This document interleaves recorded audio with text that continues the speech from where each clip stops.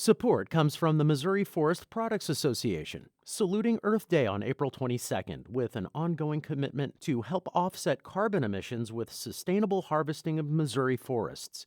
Details at choosewood.com. Welcome to St. Louis on the Air. I'm Holly Edgell. We've got summer travel on our minds, and Missouri is home to plenty of fascinating destinations, all within just a few hours' drive of the gateway city. And if you're like me, you love a good road trip. You can check out French colonial architecture in St. Genevieve, levee-high pie in Kimmswick, Civil War history in Bonnots Mill. There are so many possibilities, and many of them are off the beaten track. Author Bill Hart gives readers a roadmap for exploring these places in a book called Historic Missouri Roadsides. It's now in its second edition.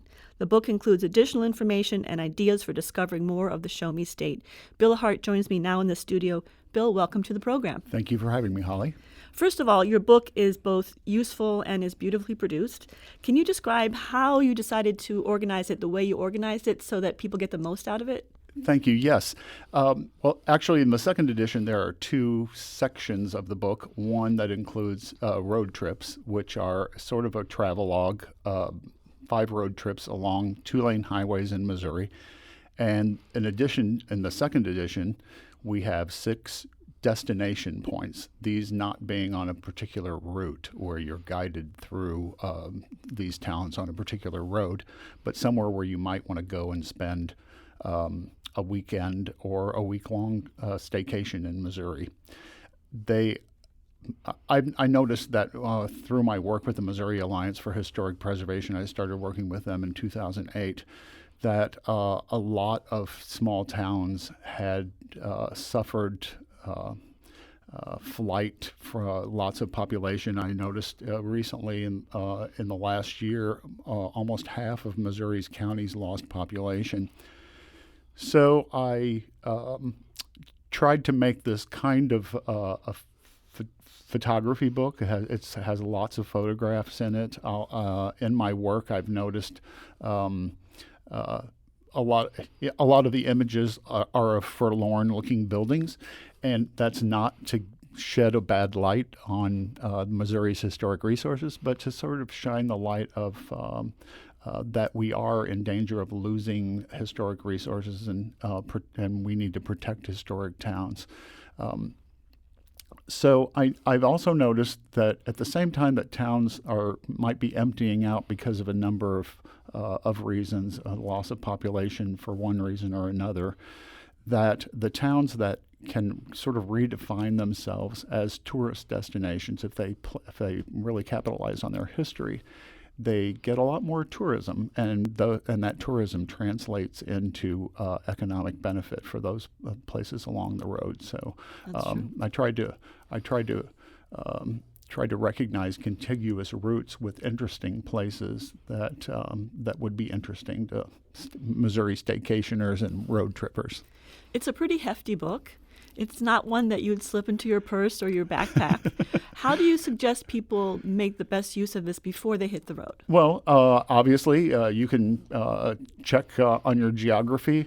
A couple of the road trips are arranged such that they encourage your getting out of the big cities. So there are a couple of them close to Kansas City and a couple of them close to St. Louis, and they encourage people to get out of the big cities and enjoy the 2-lane highways that surround them. So I don't discourage people from taking the book along with them because it offers directions. But definitely check out the book to see what's doable for you. You can do the road trips in part or in completion. Some of them they vary in length and span lots of counties and go to lots of little towns. But I would suggest looking through the book. It does look like a coffee table book when you first look at it because of the large photographs, but it does offer very useful directions, roadside directions. But then it also guides you to those places to eat and stay and visit in small town Missouri, much like a travel book does. We only offer those places that are owned by Missouri citizens. So you won't find a McDonald's and you won't find a Holiday Inn, but you'll find lots of interesting bed and breakfasts, small mom and pop motels and diners and restaurants along the way to enjoy. One thing I really liked about the book is that when you're at one destination or attraction, you give suggestions on how to go to the next one, like go back here, go back, and so it sort of takes you through the journey. Absolutely, and if you ask Siri for directions on how to get to New Madrid, Missouri, Siri's going to tell you, or your GPS is going to tell you to get on the interstate, and two-lane highways is not an option with GPS or directions or MapQuest. Tell me, why is it so important in your mind, the two-lane highways? Well, obviously, first of all, I hate interstate highways. They bring out the road rage in me. You find lots of passive-aggressive drivers. You have a horrible view. You don't really get a sense of any kind of place along the roadside. On these two-lane highways that have been bypassed by all these interstate highways is where the real personality of Missouri towns comes out, and that's what really grabs you. And that's the whole intention of the book, is to get people to appreciate what's right here. I offer a little history and some interesting information about each one of the towns, so that you kind of know where you are and you have a little bit of verbiage to go along with those awesome sights that you see along the side of the road. So you're a fifth-generation Missourian, is that right? I actually discovered recently that I'm a sixth-generation Missourian. Yes. The next edition will have to update that. And you're also, in your day job, you do historic preservation. That's your day job. What drew you specifically to the roadside history? Well, actually, very early in my life, I have 8 brothers and sisters. So my dad took our family of 10, which we couldn't afford really huge vacations. Our Sunday entertainment consisted of piling into our big old car and taking trips, small day trips of Missouri. So that really fostered my interest in these discovering the roadside. But when I was hired by the Missouri Alliance for Historic Preservation back in 2008, I was hired as their first field representative. So it was sort of my job to go out and preach the gospel of historic preservation in the hinterlands in Missouri. So, and either through my job or through my own wanderlust and nosiness, have visited all of Missouri's 114 counties. So that sort of fed into my natural desire and wanderlust, and a lot of times those, as I was saying, a lot of the photographs are of tumble down buildings and rusted out automobiles, but that's and as I said, it's not to give a inferior picture of Missouri, but a lot of times as I was traveling as the field representative, if I saw a historic place or a historic building that looked like it might not be there the next time I came, I tried to at least document it by getting a photograph, that being perhaps the last time that something was photographed, or maybe even the only time that a historic resource was documented along the roadside. Wow. Well, I've done a bit of road tripping around Missouri. My favorite places sort of that are in your book that I also love are Hannibal, St. Genevieve, and Rocheport.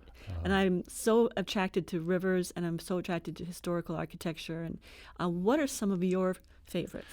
Oh, gosh. The big joke around my office when I started as field rep was that every time I took a road trip, I had a new favorite town in Missouri. But certainly a lot of small towns stand out. St. Genevieve, obviously, for its great wealth of French Creole architecture. 4 of the remaining examples in all of North and South America of post on sill and post in the earth architecture are located in tiny St. Genevieve, Missouri. So a very important city, both for its architecture but for its history, because people countrywide think of colonial America as being East Coast America, but right here in Missouri, we had lots of colonial history, French colonial history, right here in Missouri. As far as scenic towns, Sedalia has some of the most beautiful Victorian architecture. So does St. Joe, Missouri, has some awesome, huge mansions that are going begging, actually. The tiny town of Bonnots Mill is one of my faves. In order to get to Bonnots Mill, you have to be going to Bonnots Mill because the road ends at Bonnots Mill. It's really near, it's right near the convergence of the Osage and the Gasconade rivers. So it's on a bluff overlooking the riverside, and it's just beautifully, the cityscape is just gorgeous, rolling hills. It used to be known as Dauphine, Missouri, and the Dauphine Hotel still exists in Tiny Bonnots Mill as a bed and breakfast, furnished in Victorian furnishings. There's a little, it's a tiny town, but it still has a pub where you can go and eat. Obviously, there are things to do on the river. It also has an interesting history, Civil War history, in its name of its local newspaper.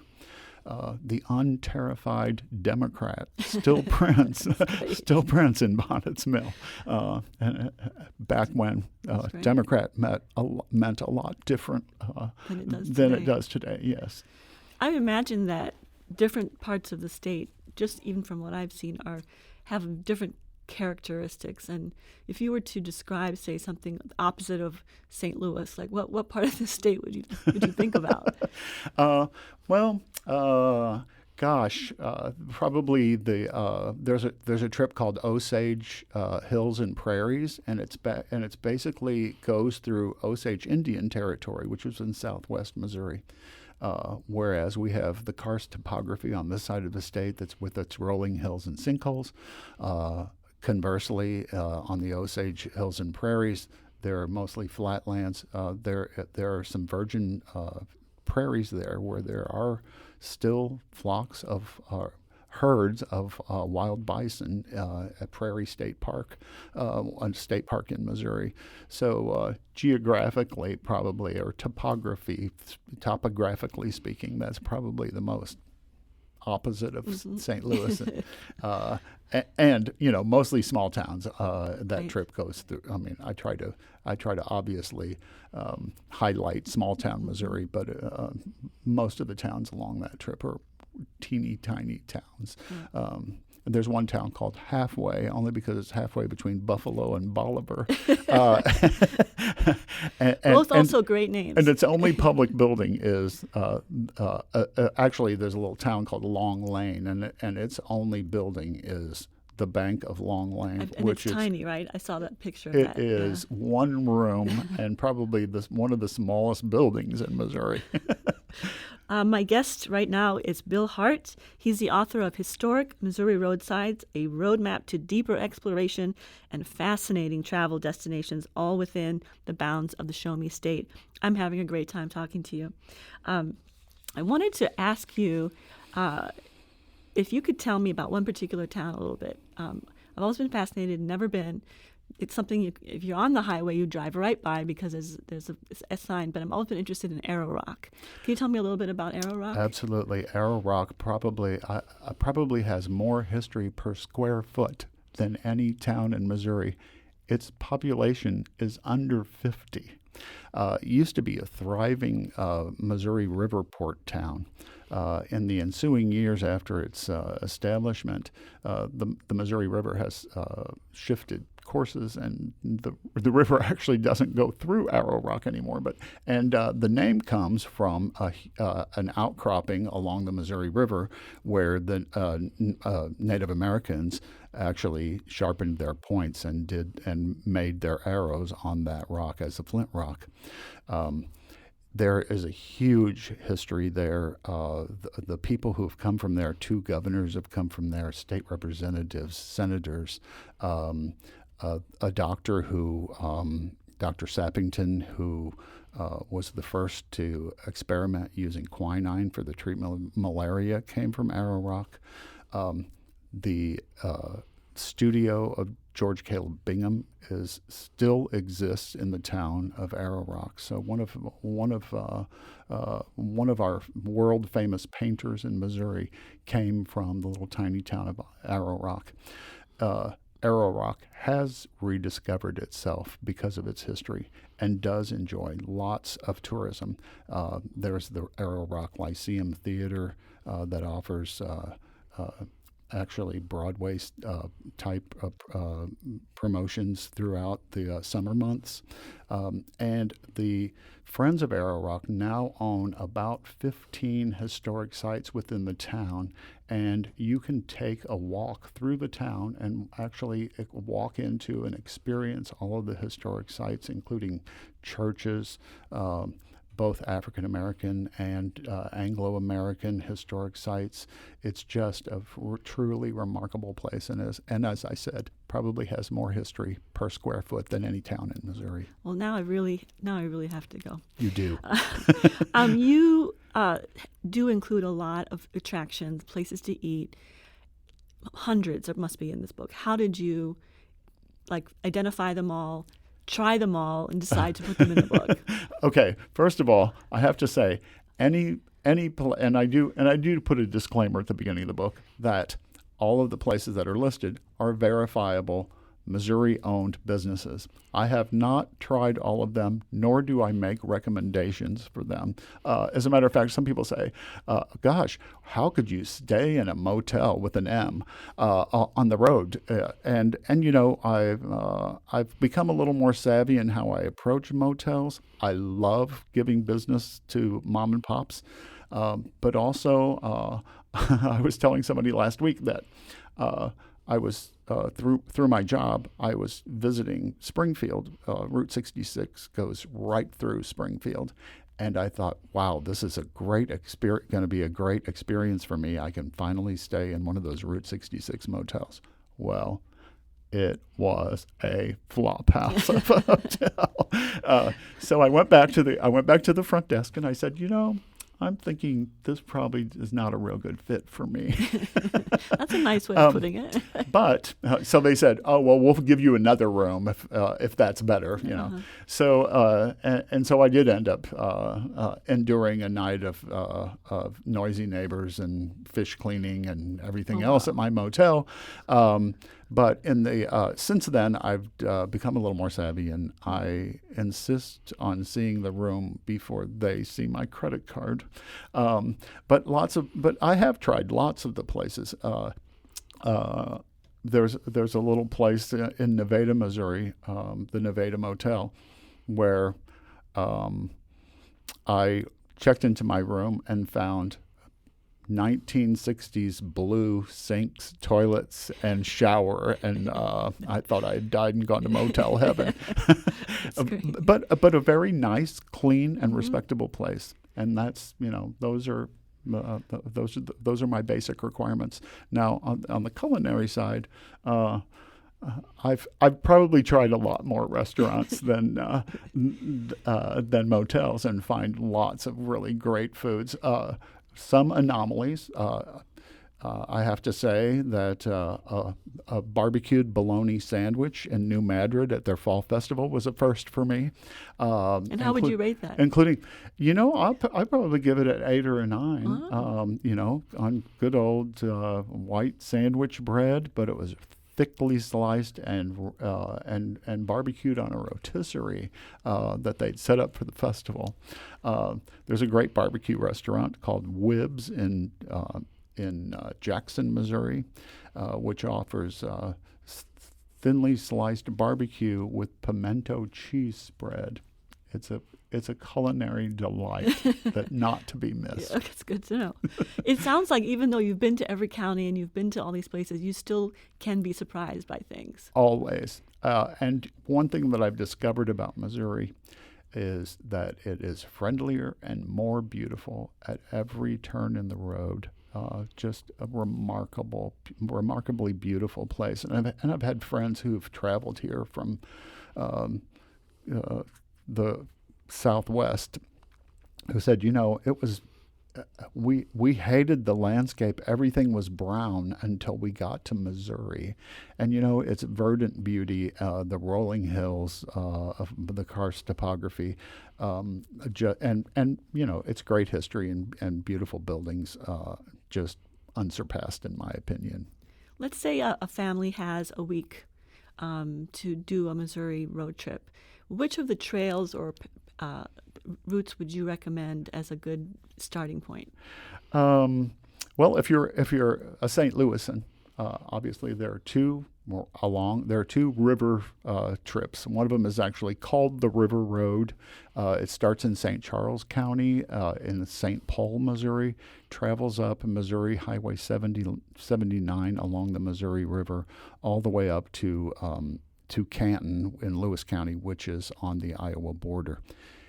It offers some of the most beautiful views of the Mississippi you'll ever see. It has some of the sweetest little towns: Old Monroe, Clarksville, Louisiana, Hannibal, Canton. Just beautiful, beautiful trip, beautiful scenery, a nice road if the bridges aren't being replaced at the time. So that's a really awesome trip if you're from St. Louis. And as I said, you don't have to do the whole thing, and you can certainly get over to a faster road to get back home. The other one is called the El Camino Real. It's called the El Camino Real after the Spanish, when the Spanish controlled the territory of Louisiana. They used the El Camino Real, the King's Highway is the translation, to go from the first and the largest established city, St. Louis, to what was to be the new capital of Spain, New Madrid, or as we call it, New Madrid. That closely follows the Mississippi River as well, only it heads south of St. Louis from Mastodon State Park, which includes some interesting prehistory of Missouri, all the way down to New Madrid on Highway 61. That trip goes through Kimmswick. It goes through Festus and Crystal City, Bloomsdale, St. Genevieve, St. Mary, Perryville, Jackson, Fruitland, Cape Girardeau, Charleston, and then finally ends in New Madrid in the Boot Heel. That's two great recommendations. So it's been great talking to you. Tell me, you have an interesting book reading and signing coming up. I do have probably my most fun and my most local book signing is on June the 11th at Earthbound Beer on Cherokee Street in South St. Louis. Will also the brewery, which was established. The building that the brewery is in was established as a brewery back in the 1880s. Below, they've discovered some catacombs and will offer at a separate cost tours of the catacombs under the river. That's June the 11th. Thank you, Bill Hart, author of Historic Missouri Roadsides, for joining us today. I have some fun ideas now for the summer, and I bet a lot of other people out there do too. And I hope you'll check me out at historicmissouriroadsides.com. Thank you. Thanks, Bill. This is St. Louis on the Air on St. Louis Public Radio 90.7 KWMU.